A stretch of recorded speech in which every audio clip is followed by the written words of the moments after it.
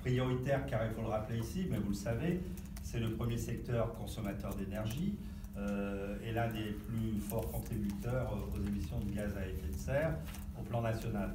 La loi de transition énergétique pour la croissance verte, qui a été portée pendant de nombreux mois et qui est maintenant en train de se décliner au travers des décrets et à se mettre à l'œuvre sur le terrain, au travers de plein d'initiatives, à la fois des collectivités, des entreprises, a des objectifs là aussi très ambitieux, corrélés pour le moins avec les objectifs de l'accord de Paris.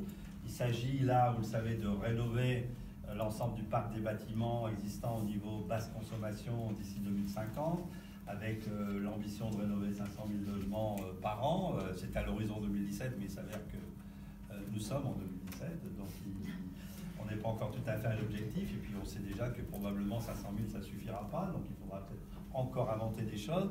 En tout cas, il nous faut généraliser. Cette action dans la rénovation est essentielle, mais il y a aussi le neuf avec les bâtiments à énergie positive et impact sur l'environnement, on y a fait allusion tout à l'heure avec le nouveau label. Donc en tant qu'opérateur de l'État, l'ADEME, vous le savez, est souvent présenté comme le fer de lance de la mise en œuvre de cette loi, le fer de lance de la transition énergétique, mais on a beau être modestement relativement bon, on ne peut pas y arriver tout seul, on a besoin de s'appuyer sur beaucoup de réseaux, puisqu'on est là dans un processus à la fois de transfert, de généralisation, d'accélération, et qu'on a besoin de tous. Et le secteur du bâtiment constitue tout à fait naturellement pour nous un axe d'action prioritaire, que ce soit aussi bien, je l'ai dit, pour la construction que la rénovation. Vous le savez, on a des actions tout à fait multiples et diverses. Tout d'abord, au travers de nos programmes de recherche, et ça fait partie de nos gènes, de notre ADN. Depuis maintenant quelques années, on a l'honneur et le plaisir d'accompagner aussi la dynamique de recherche proche de la réalisation avec le programme des investissements d'avenir que nous gérons pour le compte de l'État. Nous soutenons au travers de ces différentes initiatives les innovations qui permettent notamment de réduire les coûts des chantiers, des bâtiments. Ces innovations portent sur différents domaines, des solutions qu'on appelle clés en main, tant d'un point de vue technologique et logistique, avec comme objectif de faciliter, mais aussi de massifier les opérations de rénovation. Par exemple, on peut penser aux rénovations dites en site occupé, et là on doit progresser à la fois sur l'optimisation d'intervention, sur les durées et sur la gestion des coûts de ces interventions. Elle porte aussi sur l'utilisation des technologies numériques. Vous avez fait aussi allusion tout à l'heure au numérique, qui permettent là aussi et qui doivent permettre une meilleure fluidité dans la communication entre les différents acteurs du bâtiment, mais aussi une gestion intelligente des usages énergétiques du bâtiment. Elle porte enfin sur le développement des matériaux renouvelables et recyclés. L'enjeu du recyclage est essentiel, comme les matériaux biosourcés qui doivent présenter des atouts environnementaux là aussi importants, et on n'est qu'au début d'une histoire qui est à écrire, même s'il y a déjà des choses qui existent. Au-delà de la recherche-développement, l'agence, vous le savez, est aussi très impliquée dans l'évaluation des technologies in situ. On mène dans ce sens des campagnes de mesure et pour justement mieux mesurer, bien mesurer la performance réelle. Ces campagnes apportent, je crois, déjà un véritable retour d'expérience qui doivent là aussi permettre d'améliorer la formation et la formation des acteurs. Parce qu'il ne suffit pas, à l'évidence, de développer des solutions innovantes, il faut aussi que les acteurs, de plus en plus nombreux, puissent se les approprier et aussi puissent les mettre en œuvre correctement. Les travaux d'études et de recherche que nous soutenons nous permettent d'ailleurs également d'apporter notre expertise. C'est aussi dans notre job, comme on dit, à la fois auprès des pouvoirs publics pour faire qu'on puisse intervenir dans l'élaboration de la réglementation. L'ADEME est aussi, vous le savez, fortement impliquée dans le chantier de la performance environnementale des bâtiments neufs, chantier auquel vous participez de votre côté aussi tout à fait de manière significative. Vous le savez, cette nouvelle réglementation ira plus loin que la performance énergétique, que la simple performance énergétique, pour aller vers des bâtiments bas carbone, et cela tout au long de leur cycle de vie. C'est une grande nouveauté, c'est aussi là un projet ambitieux, mais c'est aussi un beau challenge que l'on doit relever ensemble. vous y avez fait allusion là aussi tout à l'heure. On est aujourd'hui entré dans la phase qu'on appelle l'expérimentation de ce nouveau label énergie positive réduction carbone, le E+C-. Nous venons d'ailleurs de lancer là aussi un programme, Objectif Bâtiment Énergie Carbone. Il est doté de 3 millions d'euros. 3 millions d'euros pour informer les acteurs de la filière sur le label et soutenir un certain nombre d'études qui permettront d'alimenter la base de données de cet observatoire. De manière générale, le partage d'expériences, l'information, la montée en compétences sont pour nous des axes forts de notre action sur le terrain, au plus près des acteurs, mais j'ai bien entendu que pour vous, être au plus près des acteurs, c'est important, au plus près des acteurs, notamment par le truchement de nos directions régionales, de nos partenaires. Et l'accord cadre, je crois qu'on va signer tout de suite, s'inscrit totalement dans cette démarche et cette volonté. La question pour nous de la montée en compétences de la filière du bâtiment est d'ailleurs pour nous un point essentiel, car nous n'atteindrons pas les objectifs de la loi, ou plutôt on les atteindra qu'à condition que les travaux qui seront menés, qui doivent être menés de plus en plus massivement, soient vraiment de qualité.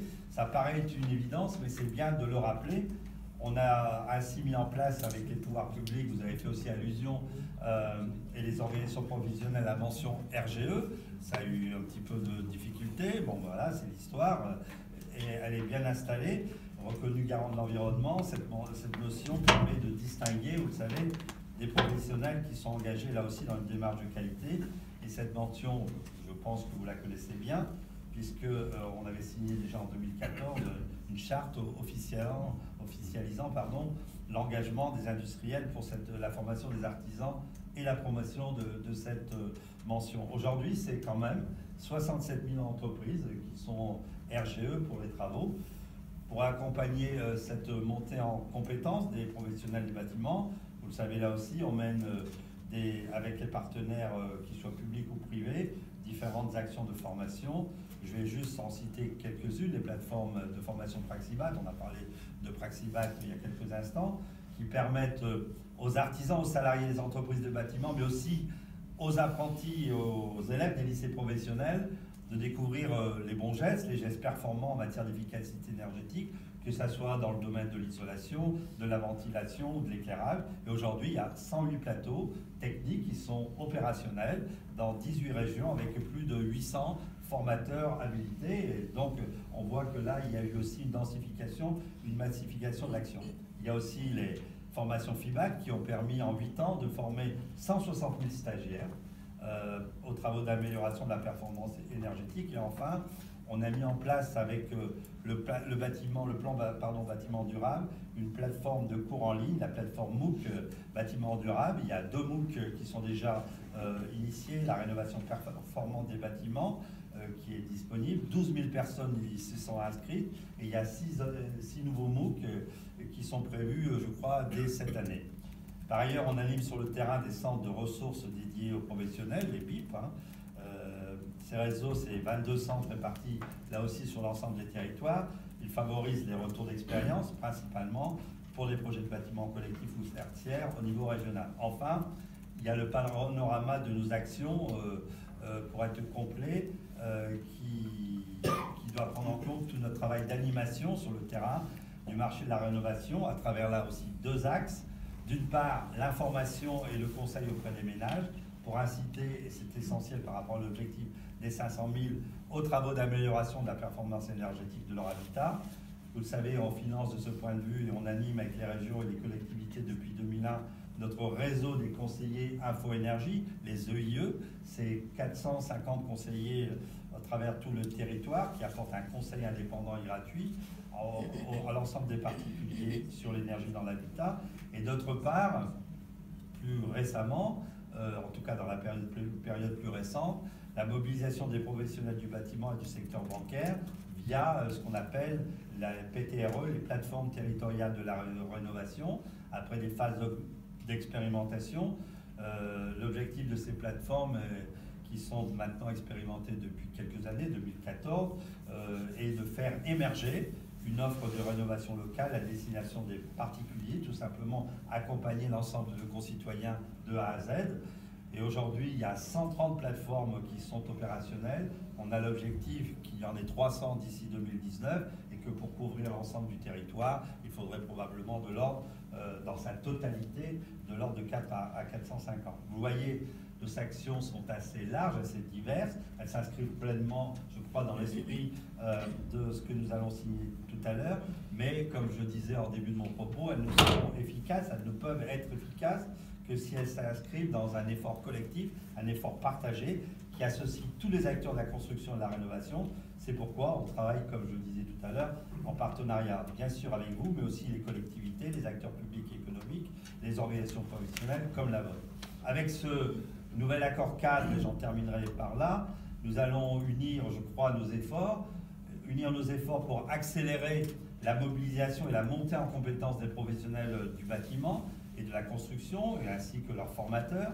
Les actions qui seront mises en place devront permettre notamment de faciliter les partenariats locaux entre les industriels et les porteurs de plateaux Praxibat, de permettre aux entreprises membres de votre organisation de découvrir la diversité des types d'isolants issus de différentes filières, fils minéraux, végétales, recyclés, participer aux initiatives locales relatives au centre de ressources des réseaux BIP, participer à la sensibilisation des entreprises du bâtiment, participer aux bonnes pratiques de mise en œuvre des produits sur le chantier, par exemple en matière de qualité de l'air intérieur, qui était aussi un sujet très important et qui est de plus en plus dans l'imaginaire collectif lié aux réalités de la dégradation de la qualité de l'air et des cycles maintenant de plus en plus récurrents de pollution, mais aussi contribuer à la diffusion des bonnes pratiques en matière de valorisation des déchets de secondes œuvres, à l'exemple de ce qui est fait dans la filière plâtre, qui a signé là récemment un engagement pour la croissance verte. Bref, on voit là un champ de collaboration tout à fait vaste, multiple, et nous avons de belles actions à mener ensemble pour permettre aux acteurs du bâtiment de saisir toutes les opportunités offertes par la transition énergétique. On le voit, le secteur de la construction, de la rénovation, qui est là lui aussi et qui doit se remettre en cause et être en constante évolution, qu'il y a un beau chemin qui a commencé à être parcouru, mais qui doit continuer à parcourir, en embarquant de plus en plus l'ensemble des professionnels. Il faut que les uns et les autres puissent mesurer l'intérêt de cette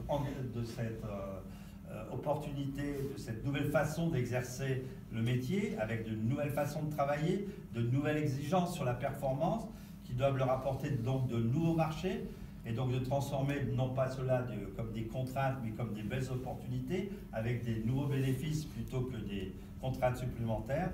Et pour toutes ces raisons, il faut encore et encore, et ça a été dit, j'ai bien aimé votre formule sur la formation, s'appuyer sur cette formation, encourager l'apprentissage, donner envie à de plus en plus de jeunes de s'engager dans ces nouveaux métiers de la transition énergétique. La transition énergétique, vous l'avez compris, du point de vue de l'ADEME et de son président, est une belle opportunité de redynamiser le secteur du bâtiment qui commence à aller un peu mieux, mais il faut profiter de cette dynamique pour l'amplifier, et donc on est très heureux de pouvoir continuer à travailler ensemble et de pouvoir maintenant signer cette belle convention, cet accord cadre. Merci de votre attention.